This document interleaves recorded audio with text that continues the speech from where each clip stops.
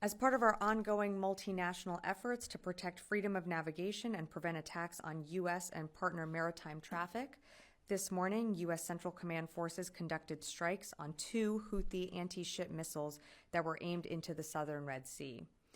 Also last night, the U.S. Central Command conducted strikes on 14 Houthi missiles at over a dozen locations. These missiles on launch rails presented an imminent threat to merchant vessels and U.S. Navy ships in the region and could have been fired at any time. The defensive actions this morning and last night were taken in accordance with the standing orders of the Secretary and the President, reflecting the inherent right to defend ourselves from attack or threat of imminent attack. In addition, our actions will degrade the Houthis' capabilities to continue their reckless attacks on international and commercial shipping in the Red Sea, the Bab el-Mandeb Strait, and the Gulf of Aden. The U.S. and the international community call on the Houthis to cease their unlawful attacks on commercial shipping vessels and to respect the international community's right to freely and safely navigate international waters.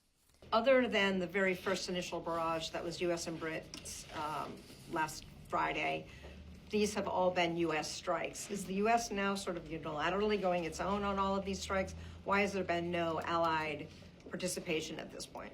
Well, I mean, the last time we had allied participation wasn't that long ago. It was just a week ago. We've taken these strikes because they are inherently defensive in nature. The Central Commander has the right, when he sees a threat posed to our forces or commercial shipping, to take the action that he needs, which is why you saw the strikes just yesterday and early this morning of what appeared to be missiles that were getting ready or preparing to launch into the Red Sea. We always work with our partners and certainly inform them of when we are conducting any operations.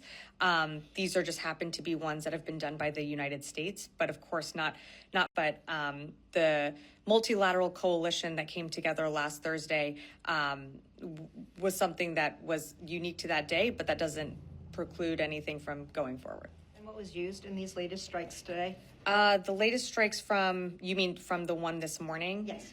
So that was Navy fighter aircraft that was used. F-18s. Yeah. Natasha. Thanks, Sabrina. So President Biden said this morning in response to a question about whether the strikes are actually working against the Houthis, he said, when you say working, are they stopping the Houthis? No. Are they going to continue? Yes. Does the Pentagon agree with the president's assessment that these strikes are not stopping the Houthis? And what is the overall strategy here, apart from kind of just preemptively striking them when they appear to launch a missile, for example, or preparing to launch a missile? Well, I think, and also I believe the National Security Advisor, Jake Sullivan, also spoke to a little bit about this week. We never said that the Houthis would immediately stop. That is something that they will have to make that decision and that calculation to do. It's in their best interest, I think, to stop. You've seen that we've been able to degrade and severely disrupt and destroy a significant number of their capabilities since Thursday.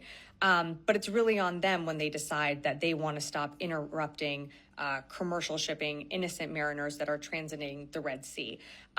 We also expected that there would be some type of retaliation from our initial strike on last week on January 11th. So we were expecting that, but what we've seen are lower scale retaliatory, like 1 or 2 missiles going into the Red Sea. Nothing like what we saw the previous Tuesday, where that was that largest barrage that we had seen from the Houthis.